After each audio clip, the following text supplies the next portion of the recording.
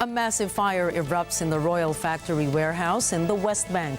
Local media says the blaze quickly spread across nearby neighborhoods. More details on this later in the news. Good evening. I am Nina Richie Alago Flores. This is Mata ng Agila International. Now for the headlines. President Ferdinand Marcos Jr. visits Canberra to bolster the Philippines and Australia's strategic partnership. The Philippine government redoubles its efforts to defend the nation's maritime territories. Biden warns the Congress leaders of the dire cost if Ukraine loses its war against Russia. At least 40 people dead in Bolivia floodings. And the Los Angeles Clippers are rebranding for the 2024-2025 season.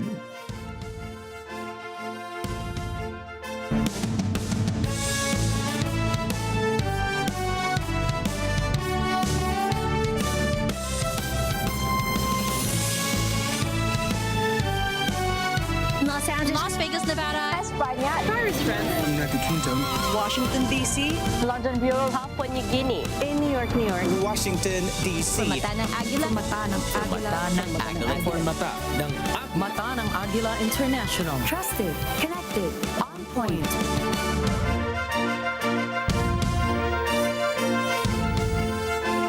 President Ferdinand Marcos Jr. is visiting Australia to bolster the strategic partnership between Philippines and Oceania nation.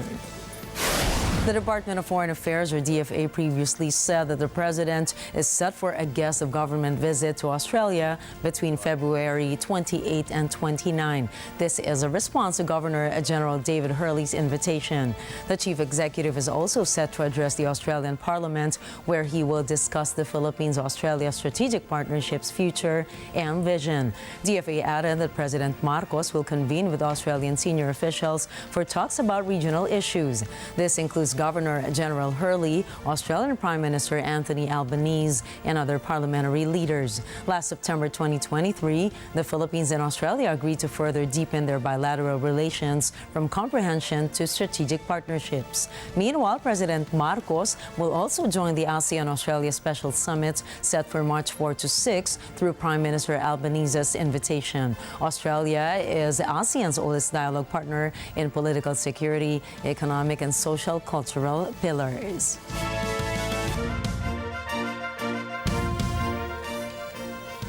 President Ferdinand Marcos Jr. has greenlit 23 new infrastructure flagship projects, or IFPs, as part of the 9.14 trillion peso Build Better More program. According to Malacanang, these 23 new projects underwent rigorous scrutiny to ensure alignment with national development objectives and priorities, meeting the stringent criteria for inclusion on the IFP list. Conversely, several projects have been removed from the list of various reasons, including a lack of prioritization in the budget proposal, insufficient progress in implementation, and other pertinent factors. These recent additions raised the country's total IFPs to 185 and will also include the 45.5-kilometer Davao City bypass construction.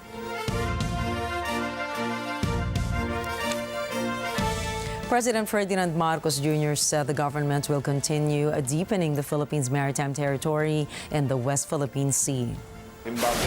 His statement came after concerns that the Chinese increased its electronic communication jamming activities against Philippine vessels in the area. Despite this, Marcos vowed that he would not relinquish any Philippine territory. He also assured that the government would continue supporting Filipino fishermen, insisting that Filipinos must be allowed to fish in their traditional fishing grounds, which belong in the maritime territory of the Philippines. It's worrisome because there are two elements to that. One is that it's the dati Coast Guard lang ng China ang gumagalaw dun sa area natin. Ngayon may Navy na, sumama pa mga fishing boat. So nagbabago ang sitwasyon. Meanwhile, the Philippine Coast Guard, or PCG, said there are no compromised documents in the hacking of its Facebook page. PCG spokesperson Rear Admiral Armando Balilo said the contents of their Facebook page are all public posts and other information already available to the public. But Balilo expressed concern, saying the PCG is apprehensive if the hacker posted something vulgar or any misinformation that their followers would think is from the PSG. To date, he said the Facebook page remains in the hands of the hackers, and coordination with the Department of Information and Communications Technology, or DICT, the Philippine National Police, or PNP, and the United States Embassy is ongoing to retrieve access. Balilo previously refused to say if the hacking incident is related to the territorial disputes with China concerning the West Philippine Sea, saying there is no evidence on the matter. The Metro Manila Council has ratified a resolution banning electric tricycle, or e-trike, on national roads. This is after accidents involving e-trike on national roads have become frequent. Metro Manila Development Authority, or MMDA, said they have also finished a resolution on implementing the said policy. MMDA, however, clarified that the initiatives are not aimed to give pressure, but a part of the agency's efforts to alleviate road accidents involving e-trikes. The Department of Budget and Management, or DBM, has announced a significant boost in this year's budget aimed at enhancing healthcare facilities nationwide. According to the DBM, approximately 28.58 billion pesos has been allocated under the 2024 General Appropriations Act to bolster the Department of Health's Health Facilities Enhancement Program, or HFEP. Budget Secretary Amena Pangandaman underscored the importance of this increased funding, citing it as the steadfast dedication of President Ferdinand Marcos Jr.'s administration to healthcare reform. She further emphasized that sustained backing for the HFEP is indispensable in the ushering of the vision of a bagong Pilipinas, where every Filipino has access to top-tier primary healthcare services.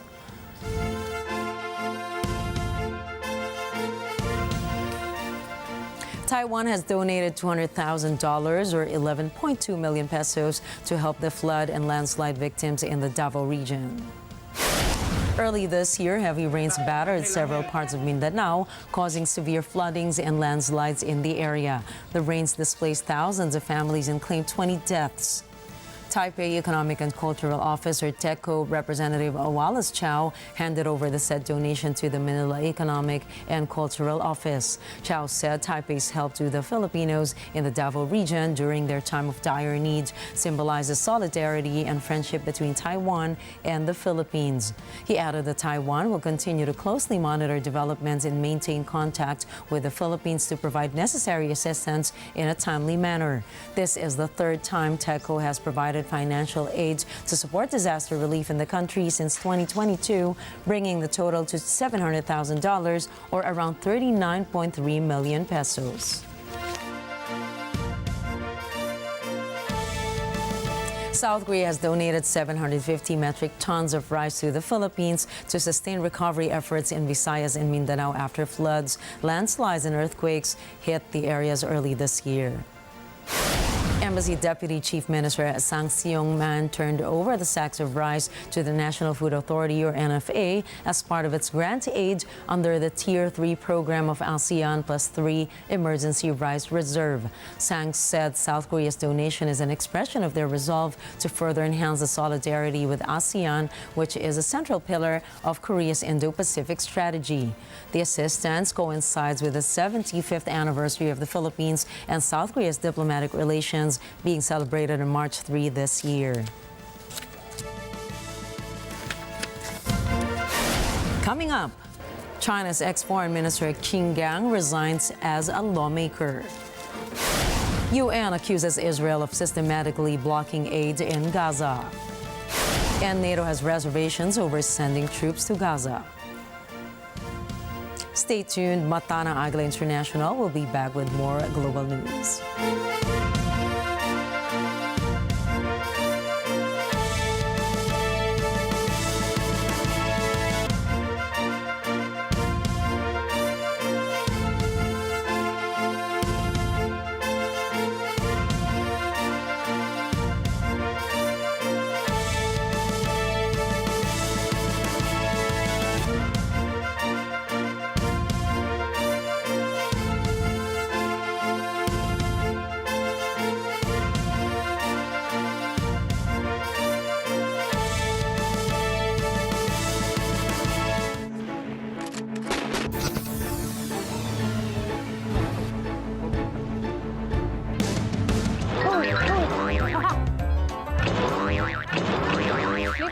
tikman niyo po. Kung gumawa niyan eh.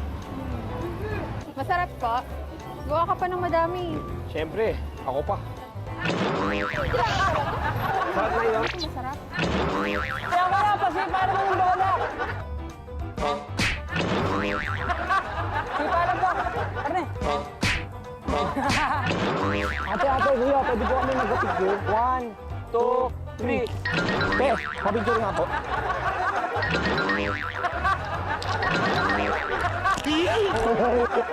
Ano sa Tagalog ang peanut butter? O ano? O ganun lang. Oh no, hindi ko talaga. Oh no! O sige, 1, 2, 3. Mga ate, kuya, mag-ingat kayo dun sa naka-blue na yan. Para may toyo. Yung umalis na lalaki, anong sabi sa inyo? May toyo yan eh. Habang kinakausap kayo, tumitingin-tingin kayo sa akin doon, nakatayo ako. Excuse me po. Ate. Kuya, wag mo hawakan. Sabi, hindi ako ah. Ako nagtatanong. Kaboy-kaboy talaga tayo eh. It's BO. It's BO.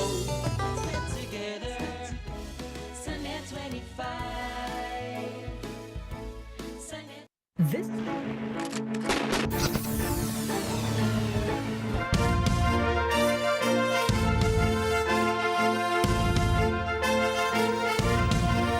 Welcome back to Mata ng Agila International. Former Chinese Foreign Minister Qin Gang has resigned as a lawmaker. The former foreign minister was removed after 207 days in office last July 2023. Meanwhile, Wang Yi, a veteran diplomat who served as foreign minister before Qin, took over the vacancy. In October, Qin was removed from China's cabinet, the State Council. Months have passed, but Beijing remains silent about Qin's dismissal. The former diplomat has also not yet been seen in public since then.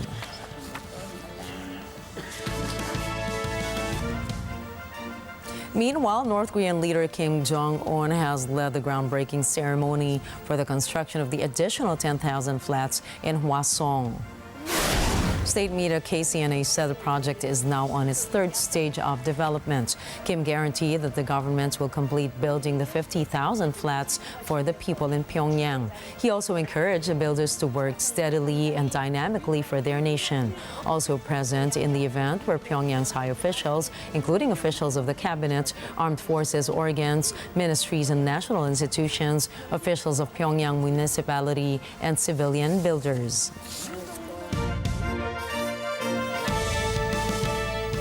Once again, South Korea has recorded the world's lowest fertility rate, with the number dipping to a new low.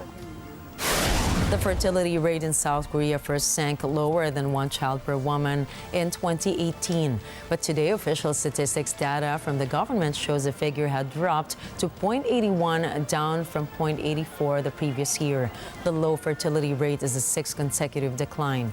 In comparison, the average rate across the world's most advanced economies is 1.6 children. Experts say countries need at least 2 children per couple, or a 2.1 rate, to maintain their population at the same size without migration.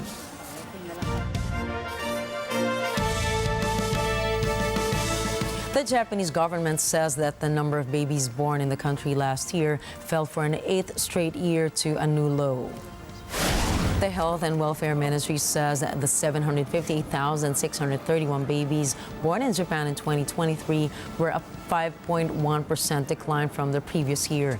It is also the lowest number of births since Japan started compiling the statistics in 1899.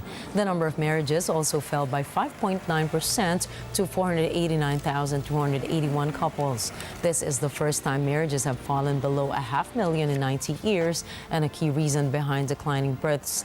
The ministry says the figure falls below 500,000 for the first time in 90 years. It cites that fewer marriages is one of the key reasons for the declining births in Japan.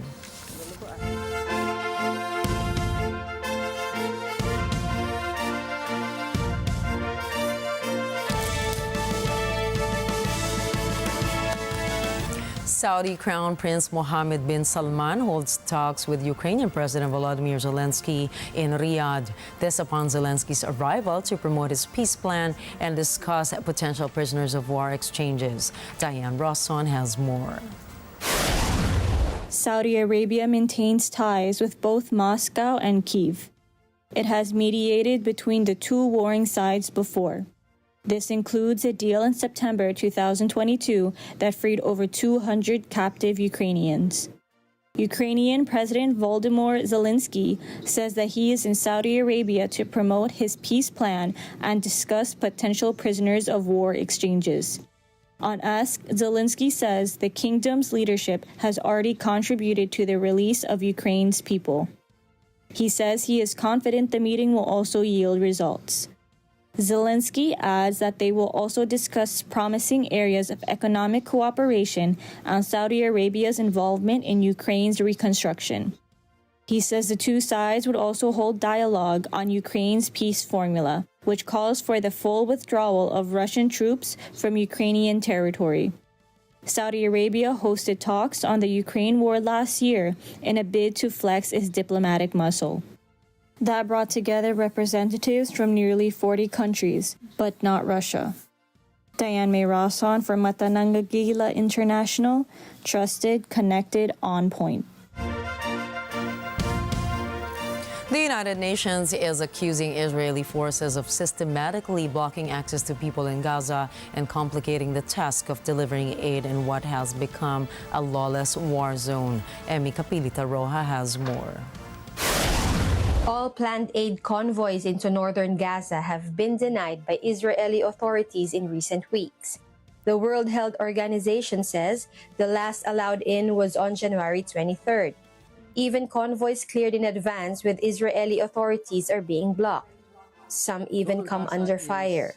UN Humanitarian Agency OCHA spokesman Jens Larke says it has become nearly impossible to evacuate the sick or wounded and deliver aid in northern Gaza. Northern Gaza is extremely difficult to reach. Convoys that have been planned over the past 1 month, 2 months have all but been denied. Very few have been able to proceed because we have not received the assurances or the accept of our notification from the Israeli authorities. Larke points to an incident on Sunday when a convoy jointly organized by WHO and Palestinian Red Crescent to evacuate patients from the besieged Al-Amal hospital in the southern city of Khan Yunis was blocked for 7 hours. The paramedics were detained. Larke says the Israeli military forced patients and staff out of ambulances. They stripped all the paramedics of their clothes. 3 of them, Larke says, were subsequently detained despite their personal details having been shared with the Israeli forces in advance. He says the rest of the convoy stayed in place for over 7 hours. Only 1 paramedic has been released. Larke appeals for the immediate release of the 2 others and all other detained health workers. Emi Capilita Roja for Agila International, trusted, connected, on point.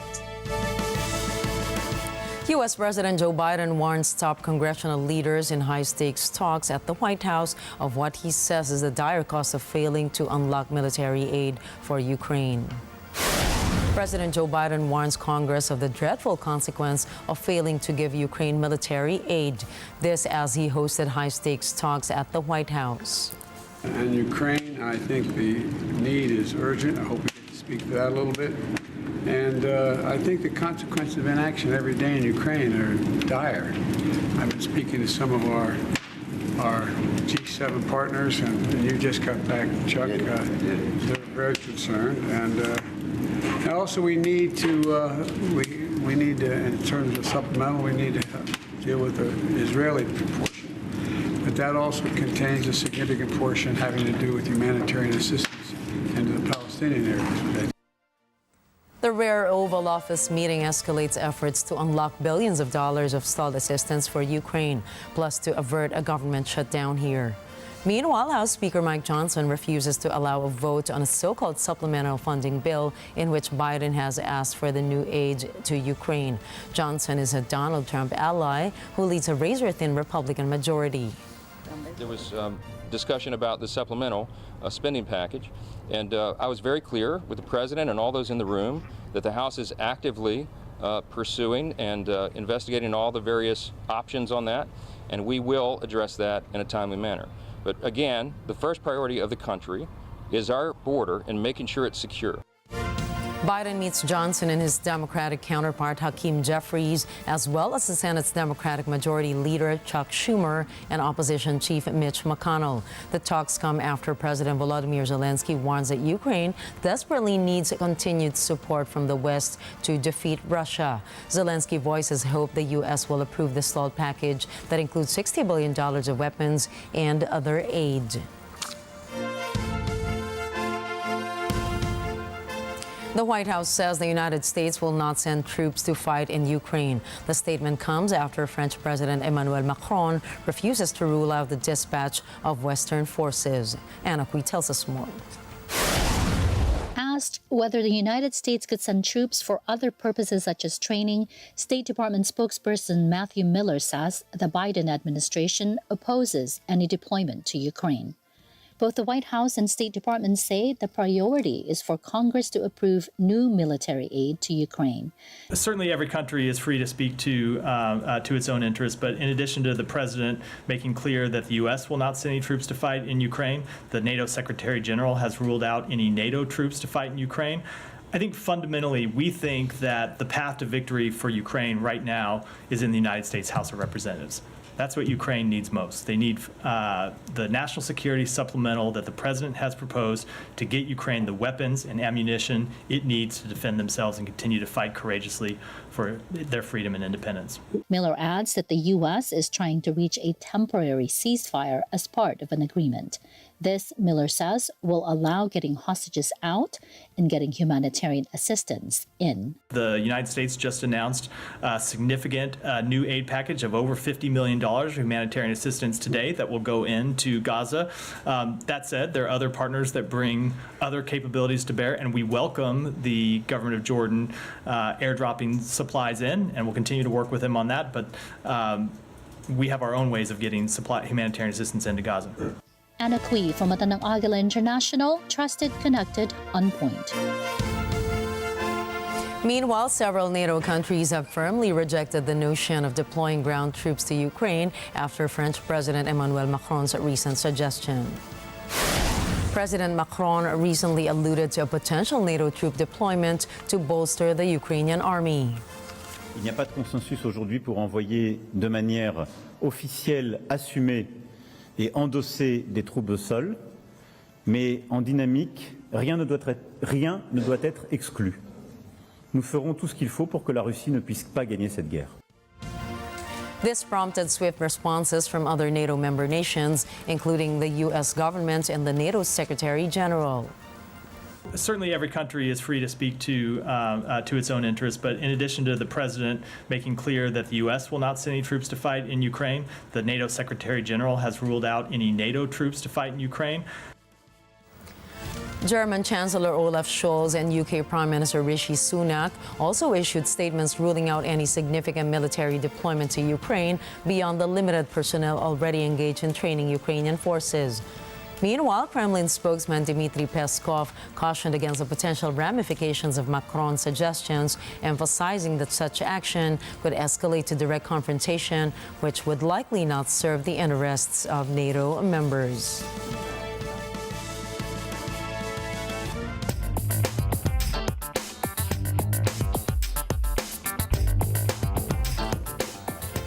After 10 years of development, Apple has canceled its secret plans to develop a self-driving electric car. Multiple reports said that Apple executives informed teams working on the tech giant's vehicle that they will be shifting to divisions working on artificial intelligence. But some sources state that some employees are expected to be laid off, though the exact number of workers affected remains unclear. Apple declined to comment. Experts believe the cost of the car production of the company, or it will cost the company billions of dollars, prompting Apple to end the project.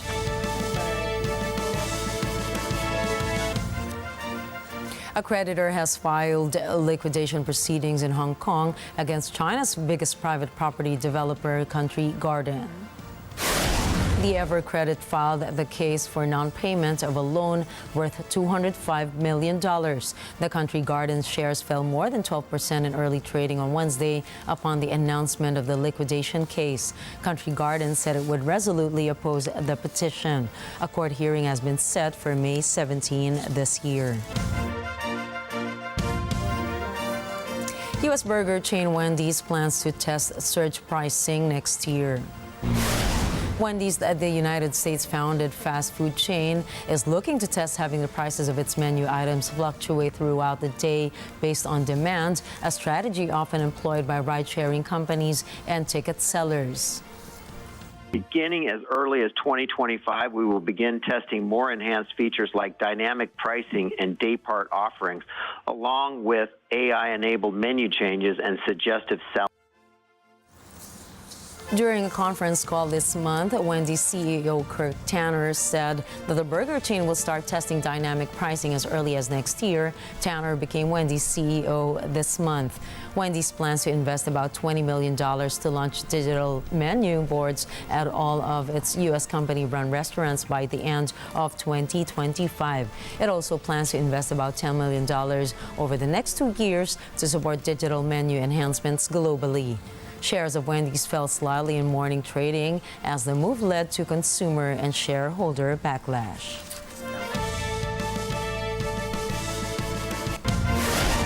Up next, a fast-moving wildfire traps people in Texas. Mexican mayoral candidates are shot dead within hours of each other. And Meta CEO Zuckerberg meets Japanese Prime Minister Fumio Kishida. Mata ng Agila International will be back after a short break. Don't go away.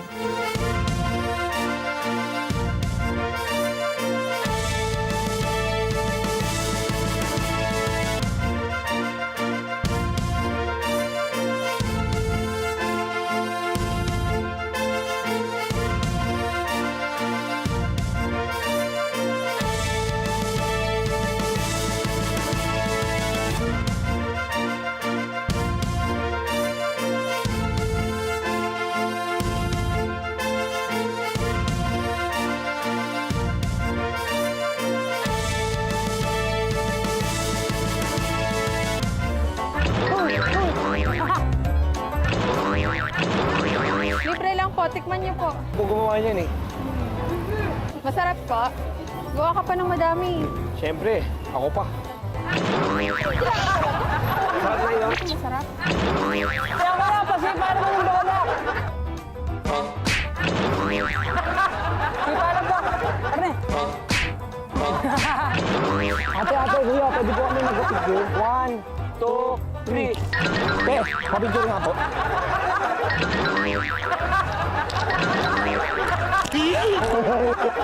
Ano sa Tagalog ang peanut butter? O ano? O ganun lang. Oh no, hindi ko talaga. Oh no! O sige, 1, 2, 3. Mga ate, kuya, mag-ingat kayo dun sa naka-blue na yan. Para may toyo. Yung umalis na lalaki, anong sabi sa inyo? May toyo yan eh. Habang kinakausap ko, tumitingin-tingin kayo sa akin doon, nakatayo ako. Excuse me po.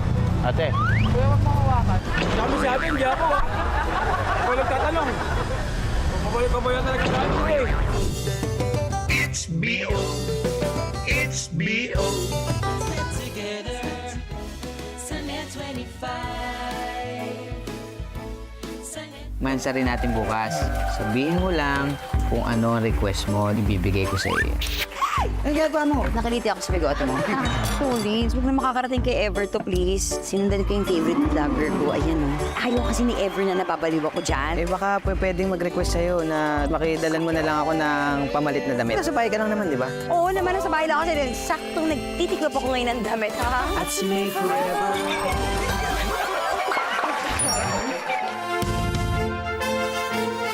A massive fire has erupted in West Bank's Royal Factory warehouse in Hebron.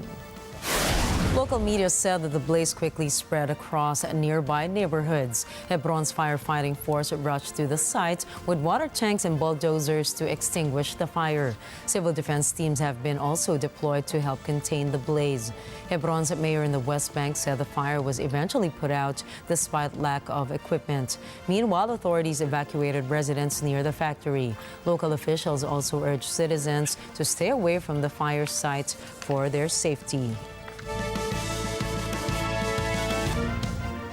Four dangerous wildfires across the Texas Panhandle have forced residents to evacuate from the region. Texas A&M Forest Service incident viewers said the four fires in Smokehouse, Windy Deuce, Grapevine Creek, and Joliet Pass have scorched more than 280,000 acres of land. The Forest Service noted that strong winds have caused the wildfires to grow larger. Meanwhile, the Smokehouse Creek fire has jumped to Oklahoma, prompting new evacuations. Oklahoma Emergency Management confirmed that the fire in Roger Mills County was from Texas. Meteorologists from the National Weather Service warned about the persistence of the blaze to spread, as noting it have enough fuel to keep going. The relentless torrential rains in Bolivia have claimed the lives of at least 40 individuals since November, perpetuating widespread devastation. Officials report that the downpours have triggered landslides and inundated towns and villages as rivers overflowed their banks. A staggering 289 municipalities have been placed on high alert as a result of this crisis. The deluge has rendered numerous people homeless, forcing thousands of families to flee their residences. While the government has already provided humanitarian aid, the enormity of the disaster necessitates further action, especially given the forecast that the rainy season will persist until March.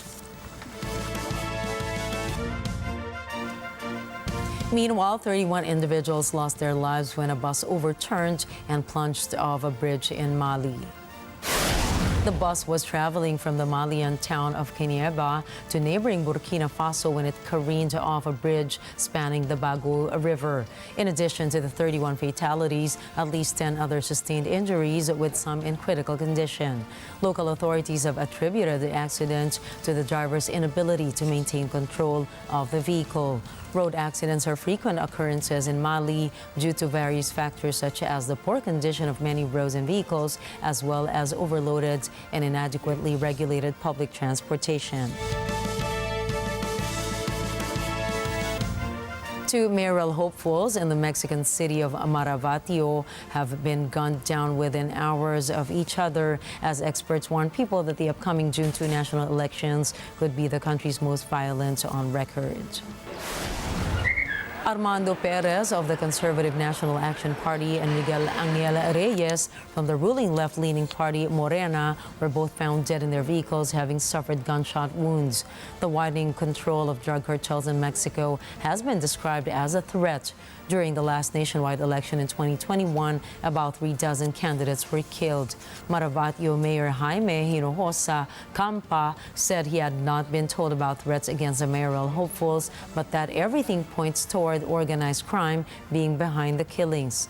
Criminal gangs are known to finance campaigns during election season, intimidating candidates and violently intervening to compel politicians to cooperate. PAN and Morena both condemned the killings and demanded justice for their candidates.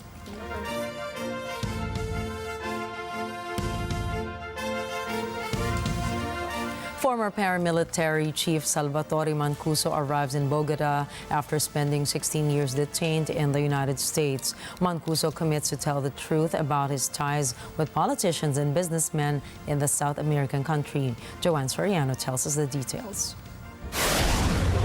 Salvatore Mancuso was considered one of the most powerful warlords of the 1990s and early 21st century.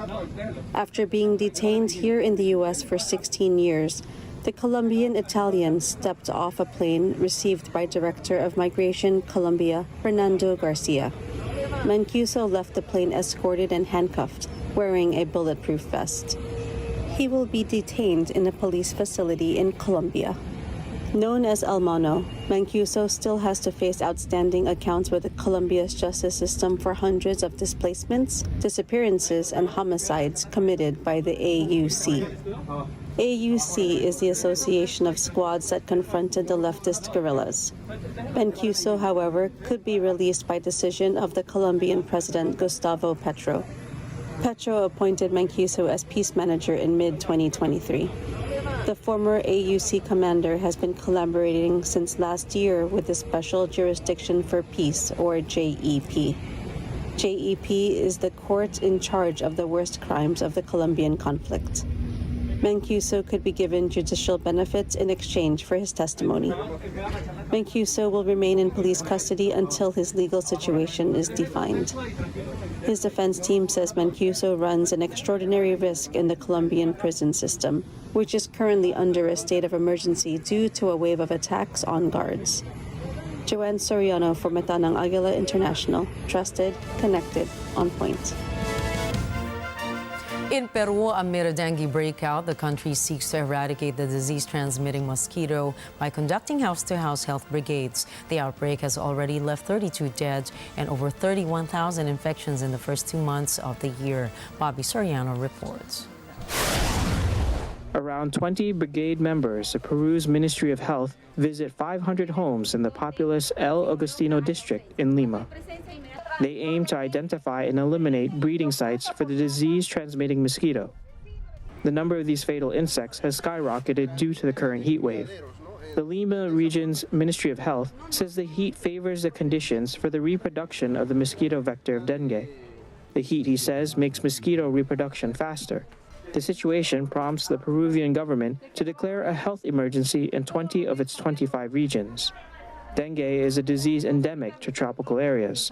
It causes high fevers, headaches, nausea, vomiting, muscle pain, and in the most severe cases, hemorrhages that can cause death. Bobby Soriano for Matanang Agila International, trusted, connected, on point. In Sao Paulo, Brazil, instances of racism in the city prompts a gynecologist to offer specialized care to Black patients. Kathleen Gao reports.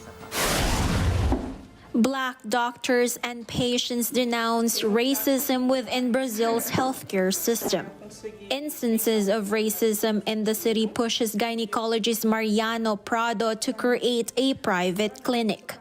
Dr. Mariano Prado says Black women are the ones who suffer most from a lack of stable health services because they don't feel considered. Prado says Black women have poorer access to uterine, cervical cancer screening and mammograms, higher rates of sexually transmitted infections, and are denied more painkillers during labor. She adds that the Black population has the highest maternal mortality rates. General physician Dr. Nathaniel Gomez says in Brazil, institutional racism is very pervasive. Sometimes, Gomez says, a Black patient suffers prejudice as soon as they enter a health center, either by being treated differently or by receiving a different prescription. He says studies show that Black people are given less painkillers. Brazil has 203 million inhabitants. 56% of these inhabitants identify as Black. Official data from 2019 show that Black doctors are a minority in the country, and Black medical students represent 27.7% of the total. Brazilian President Luiz Inácio Lula da Silva's government has launched an anti-racist health strategy. The health ministry says the strategy seeks to prevent race from hindering access or determining the quality of service. Kathleen Ga for Matanang Agila International, trusted, connected, on point.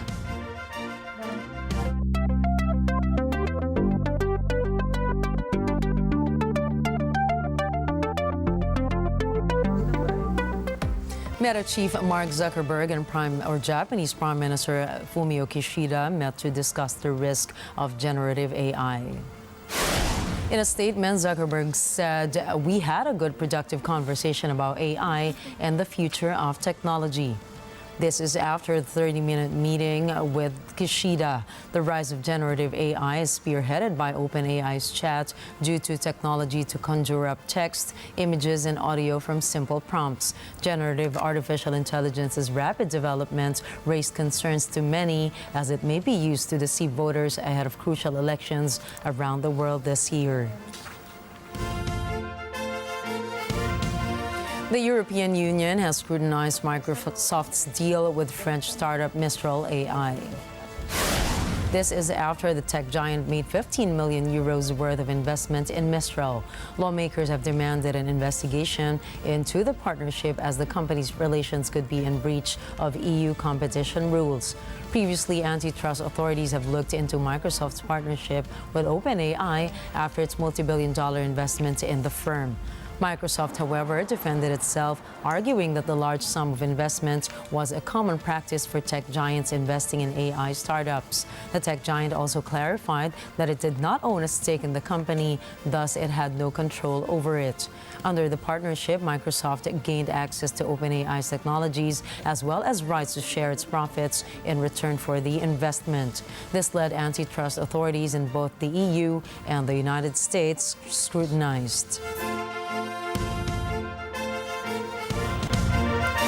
Coming right up, Prince William pulls out of scheduled appearance due to personal reasons.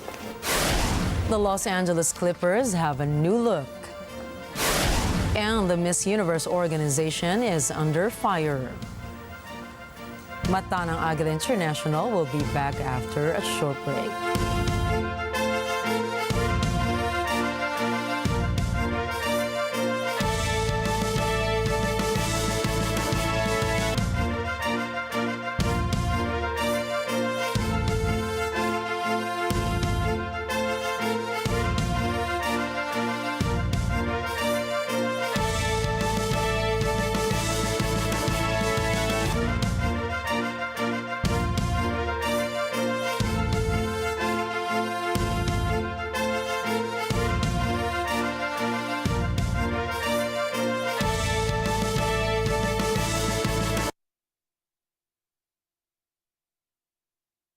Kamusta mga katarkada? Samahan niyo kami sa aming mall show! Nagagawin sa Santa Lucia Mall, Cainta. This coming March 9 na, Saturday. Alas 3 ng hapon. Makakasama rin namin si Miss Ara Mina ng Magandang Araw. Tara na't magsama-sama tayong magkantahan! Magsayawan, mag-games at mag-enjoy. May mga inihanda pa kami mga giveaways and prizes para sa inyo. Gina kami! Gina kayo! Please come and join us because we're excited to meet you all! Kita mismo, Kastornada! Get together, Sunday 25. Nasisanti po ako. Ayaw na nga ang sabi. Bakit ka naman, Nay? Anong klaseng labang ginawa mo dyan sa mga damit ko? Bakit may mansa pa rin? Nalunod mo nilagyan ng ink! Ba to? Ano to? Ay, baka pinalaban akong aso! You are fired! Huwag ka naman masyadong malupit. Love, Bosleng, and Tali. Tuwing linggo, alas 6 ng gabi dito lang sa Net 25. Let's get together, Sunday 25.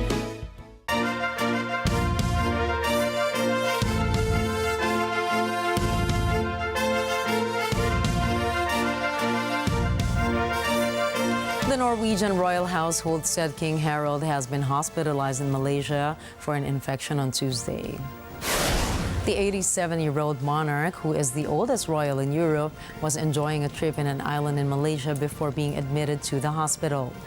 Details of the royal's condition are limited, but the royal household said King Harald is receiving good care from both Malaysian and Norwegian medical personnel.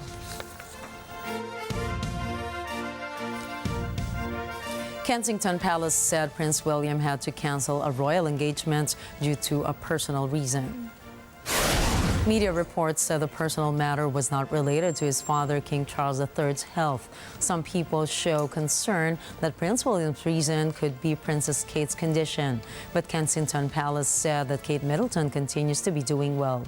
On Tuesday, the Prince of Wales had been scheduled to attend an event concerning his godfather, the late King Constantine of Greece. King Charles's wife, Queen Camilla, formally led the royal family event as the King and Prince William were absent.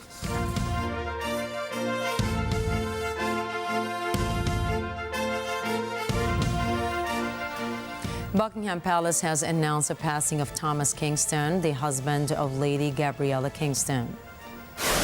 Kingston was found dead by authorities in Gloucestershire on Sunday. The police are still investigating the cause of his death. Lady Gabriella described his husband as an exceptional man who lit up the lives of all who knew him.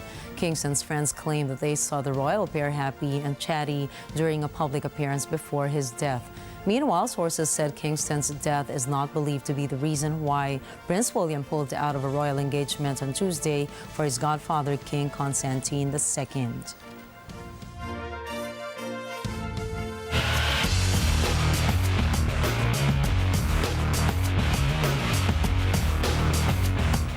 The Los Angeles Clippers are rebranding for the 2024-2025 season, fully embracing the nautical history of their name.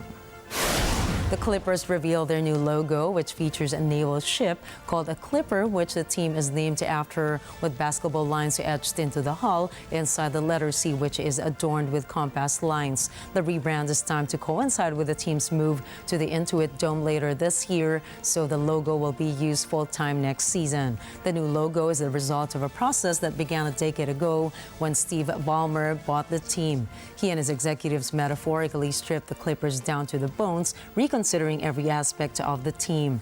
A new logo means new uniforms, which Clippers stars Kawhi Leonard, Paul George, and James Harden modeled with a matching new font and nickname, the Clips. Just like the logo, the new uniforms won't make their official debut until the start of the 2024-2025 season, when the Clippers have finally moved into the Intuit Dome.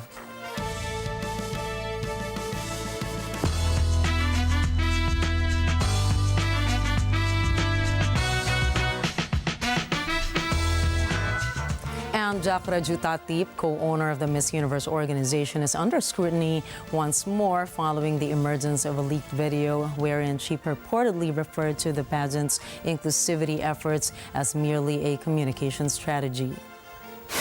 The limit age, I was able to participate. Yeah, you can come back again. It's a strategy communication actually, because you understand. You would understand it very well right now. They can compete, but they can. But we just put the policy out there, you know, you have like social inclusion.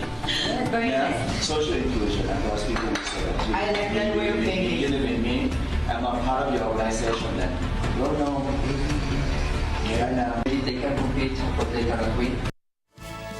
The clip captures Anne Jutatip during what seems to be a business meeting with fellow executives discussing the relaxed eligibility of candidates to join and the added inclusivity of the organization despite their chances of winning the pageant itself. She further remarks that recent initiatives by Miss Universe to promote social inclusion are simply a policy out there intended to foster a sense of belonging among aspirants. The video has sparked outrage across social media platforms, with many condemning the organization for what they perceive as disingenuous efforts to champion women empowerment.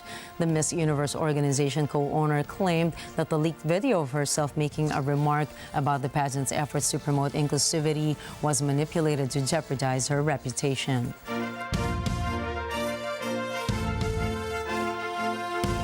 And to send you off this Wednesday night, here's a quote from American professional wrestler Adam Edge Copeland. Sometimes taking a break and going somewhere else, and almost for both parties, is beneficial. Absence makes the heart grow fonder. Well, know that now more than ever, self-care is of utmost importance. Remember, you cannot pour or fill from an empty cup. And for those of you who are still on the road, please don't fail to tune in to Eagle FM 95.5. Also, catch the latest updates on our social media channels. I am Nina Rich Yalago Flores. This is Mata ng Agila International. Trusted, connected, on point.